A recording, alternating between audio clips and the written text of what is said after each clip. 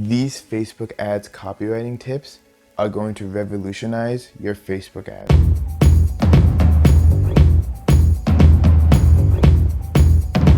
What's going on, everybody? It's Aaron here on another video talking about Facebook ads, but in this time it's not about the creative, it's not about the targeting, it's about the copywriting. Copywriting is one of the most important aspects when it comes to Facebook ads, because think about it.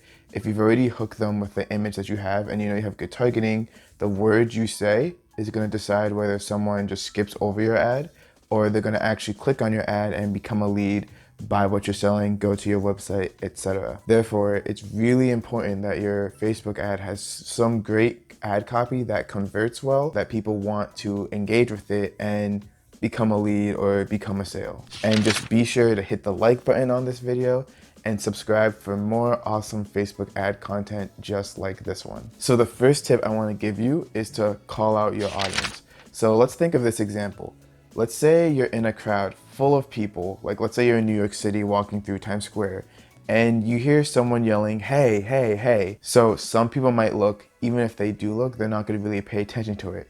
But imagine if someone yells, hey, your name. Then they're going to be more curious. They're going to actually look around to see, all right, who called my name? They're going to be more attentive and more aware of it. So you could do something similar to that on Facebook. You can't say like, hey, this person's name, because we don't have that power yet with Facebook ads, and that'd be a little bit too invasive, I'll be honest.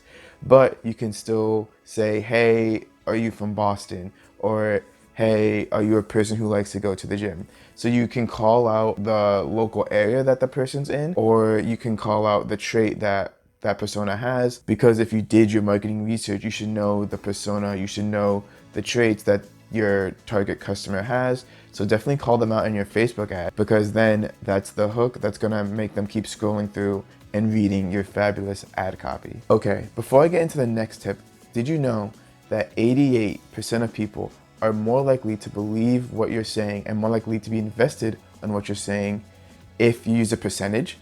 So that is my second tip.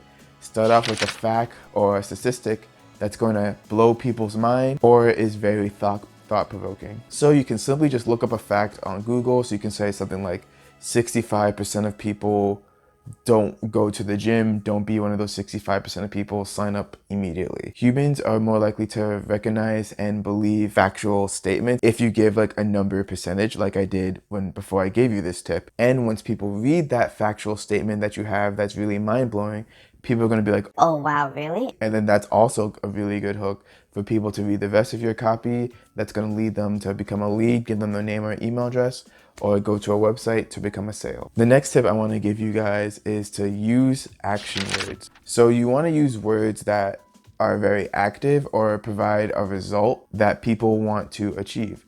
For example, you should use words like easy, proven, get result, fast. These are words that get people to take action because it makes it seem like it's not that much of a process to them. So for example, if you say easy, people are going to think, oh, okay, this is easy. That means anyone can do it. This means that I can definitely do it. When you say fast, people don't like to wait for things anymore. Hence why Amazon has 2-day prime shipping.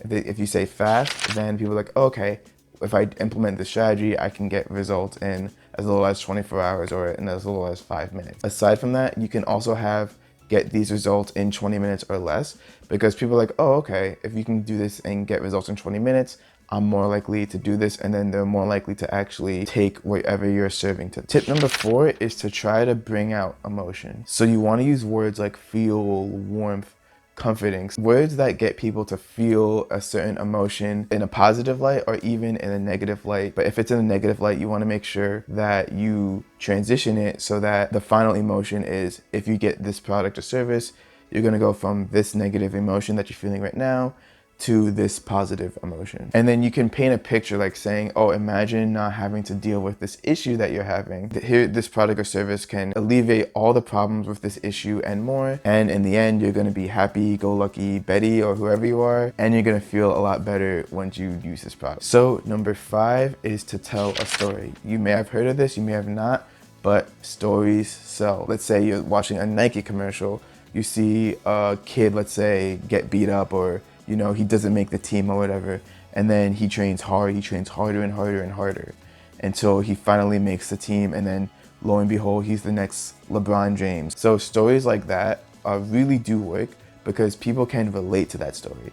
So for the Nike example, people can relate not making a team, especially people who play sports. Let's say if you're selling a financial product, people can relate not having a lot of money at a specific time in their life. So if you can portray a story of a person who starts off of where your customer is, but then throughout the journey, they use your product or service, and the story explains how the customer went through that journey with your product or service, they can see the end result. This kind of ties in with the emotional state, how much happier they are, how much better their life is, and that's thanks to your product or service that you offer. Number 6 is to tap into their pain points. So you pretty much just want to go straight at it, hit them right in the heart and bring out the pain points that they're feeling. So for example, you can say something like, as a real estate agent, you've probably heard it all, go cold call, go door to door, do all this stuff, but then you're just simply not getting seller leads or buyer leads. And then you can say that your product or service can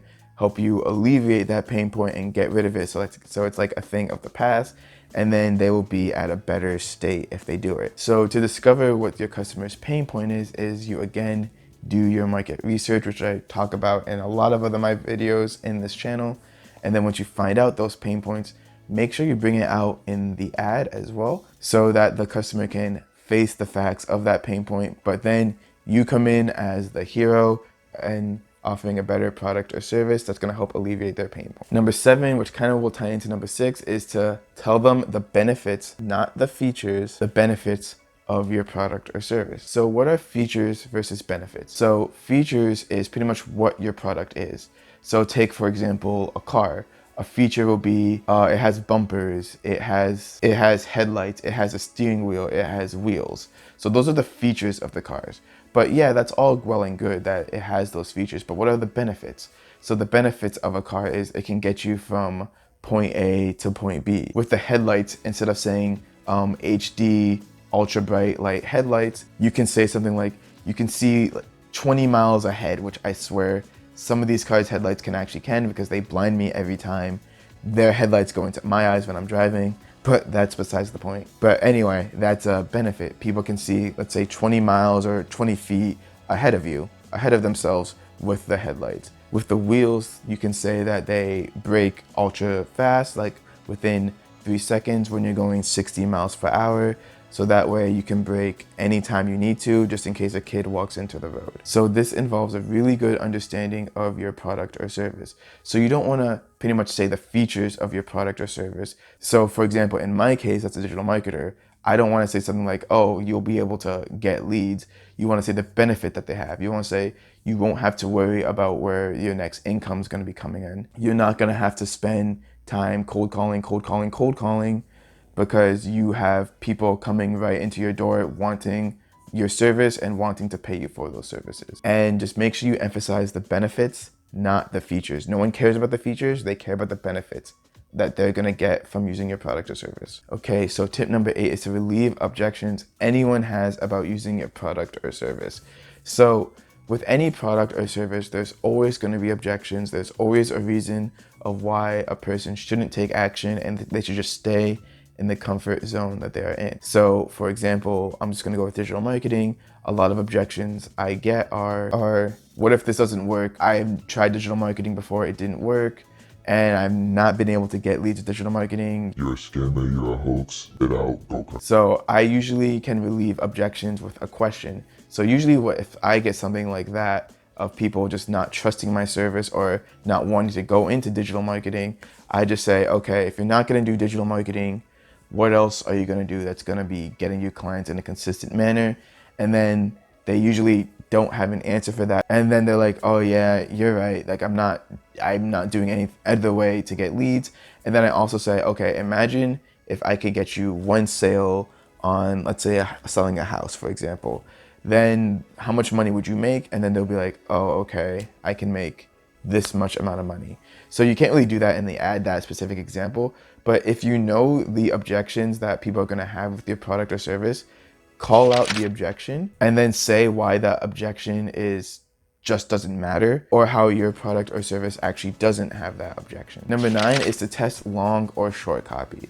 So what long copy is, it's just pretty much, you've probably seen it on Facebook before, is what it seems like the person literally wrote a book just saying all this information. And usually people use long copy to tell a story or just say more of the benefits that their product or service actually offers. And then a lot of people use short copy. I personally like short copy because it's a lot less work, and also it gets straight to the point very fast. And from my experience, people really don't like to read, but it's good to test both of them just to see which one works. Because with long copy, if people are actually engaging and reading it, then they're more likely to go with your product or service.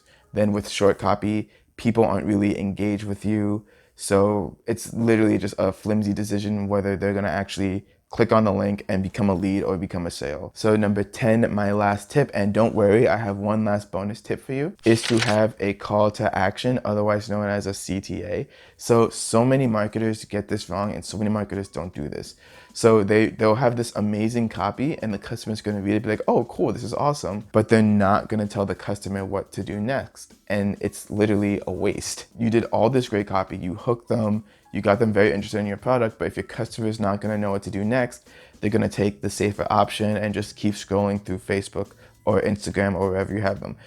Be sure to tell them to click on the link below to book your appointment or to see more information or to learn more. So it's something as simple as that, but many marketers, even big ones, actually do still miss this. Okay, so I know I said I had one bonus tip, but I actually have two bonus tips for you guys. So bonus tip number 1 is to add scarcity to your product or service. So people like to lollygag and really not take action if they know that they have time to wait or if they don't have to.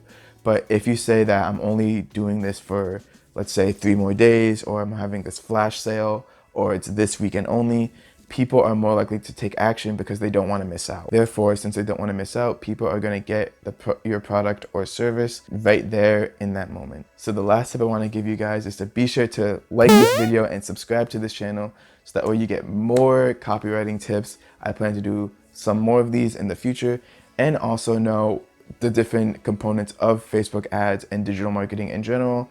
So that way you can be the best digital marketer you can be and join the Smart Marketing Goon gang. Okay, thank you. So those are 10 Facebook ad copywriting tips you can use today to revolutionize your ads.